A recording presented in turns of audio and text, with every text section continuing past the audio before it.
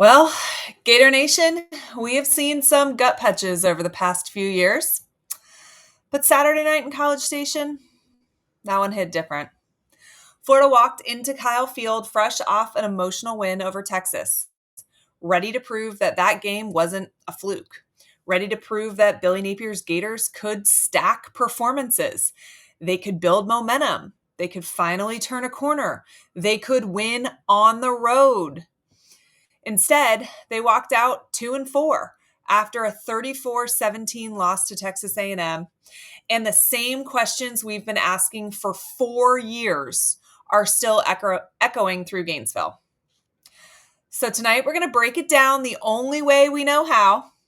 We're going to talk about the good, the bad, and the ugly from Florida's latest reality check. Let's start with the good, because believe it or not, there were flashes early on that made you think maybe, just maybe, the Gators were ready to build off that Texas win. DJ Lagway came out slinging. He looked calm, he looked composed, and surgical on that opening drive. 5 for 5 through the air, mixing in Jaden Baugh on the ground, and finishing it off with a touchdown to Amir Jackson. That was the sharpest, most confident opening drive that maybe we've seen from Florida all season long.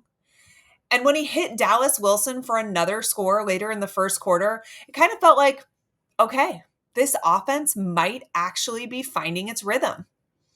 Lagway finished the first quarter 10 for 12 for 128 yards and 2 touchdowns.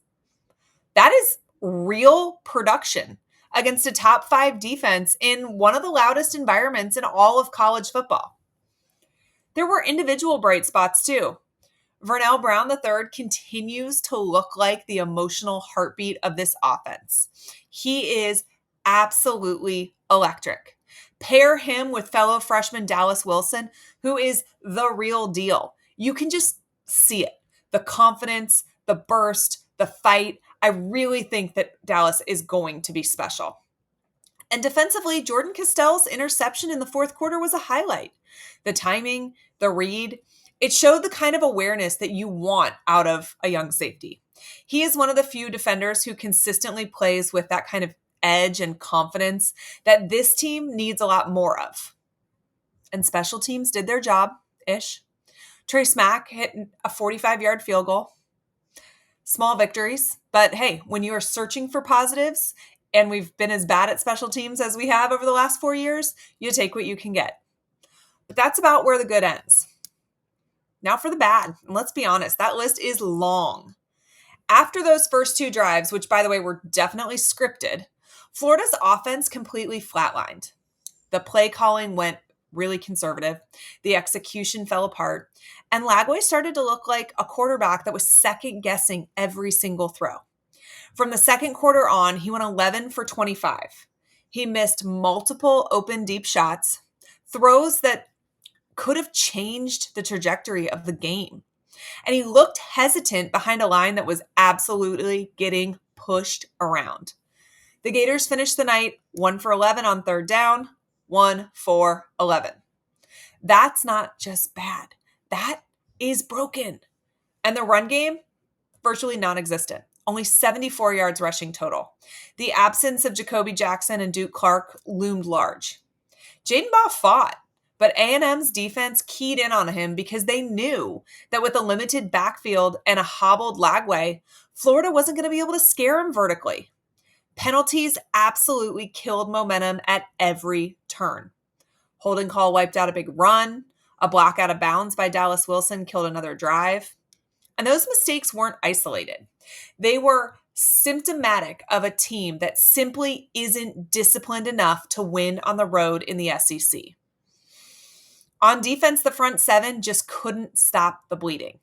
I'll get right back to the video, but quickly, I do want to remind you of Sleeper's free $20 promotion this month. We are nearly halfway through the month, so do not miss your chance for a free entry by using my code PEEK, that's P-E-E-K, on the Sleeper app. All first-time depositors get a 100% match up to $100 as well, but no deposit needed for the free $20 entry. Remember the code PEEK, that's P-E-E-K, at checkout. Texas A&M ran for 183 yards and 3 touchdowns. The Gators defensive line, the same one that looked so ferocious against Texas last week, couldn't generate a single sack. Not one. Marcel Reed looked comfortable all night long. And when Florida did get a stop, the offense would give it right back. A missed opportunity after Castell's interception, a fumble late that sealed the deal. Every single time this team had a chance to change momentum, they found a new way to waste it. And now the ugly. This is where I feel like we have to be real about what we're watching. This wasn't just another loss. This was another example of a Billy Napier team being completely outmuscled, outcoached, and outprepared when it mattered most. Florida has now lost 14 straight games away from the swamp against ranked opponents under Napier. 4 years in, and the same issues keep popping up. Penalties, poor play calling, no halftime adjustments, and a lack of identity when adversity hits. This team looks like it has no idea what it wants to be. The offense goes from methodical to predictable. The defense starts strong and then collapses when it has to stay on the field too long. And the coaching decisions, they just keep getting harder to defend. Playing for a field goal down 10 in the third quarter, going for it on 4th and 6 near midfield instead of punting and trusting your defense. None of that is bold. None of that is scared money don't make money. That's desperation. Napier said after the game, quote, "We're close." But how many times have we heard that? We're close. We're building. We just need consistency. Gator fans are tired of hearing close because close doesn't get you bowl games. Close doesn't beat Georgia. And close sure as hell doesn't save your job in year 4. At some point, it's not about patience. It's about results. And right now, the results say this program is not improving. It is stuck in neutral. Florida keeps flashing potential, and then it folds when it matters most. They're that team that looks like $1 million on paper, but then keeps breaking down the minute they hit the road. And that's on leadership. That's on coaching. And it's starting to feel like everybody but Billy Napier sees it. Because this roster is not void of talent. Lagway is a young star in the making. The receivers are growing. The secondary has playmakers. But when you consistently waste talent, when you turn wins into what ifs, that is a reflection of something deeper. This was supposed to be a turning point. We beat Texas last week. Build on it. Instead, it feels like deja vu. So here we are, 2-4, a season that was supposed to be about progress. It looks like another exercise in frustration. The Gators are headed back to Gainesville with more questions than answers. How healthy is DJ Lagway? Can the offensive line protect anyone? And most importantly, does Billy Napier still have this locker room? Because if the answer to that last one is no, then Gator Nation is about to have some very real decisions to make soon. This fan base deserves better. This program deserves better. And honestly, these players deserve better too. All right, guys, that is the good, the bad, and the ugly from Florida's game in College Station on Saturday, where the Gators did lose to Texas A&M 34-17.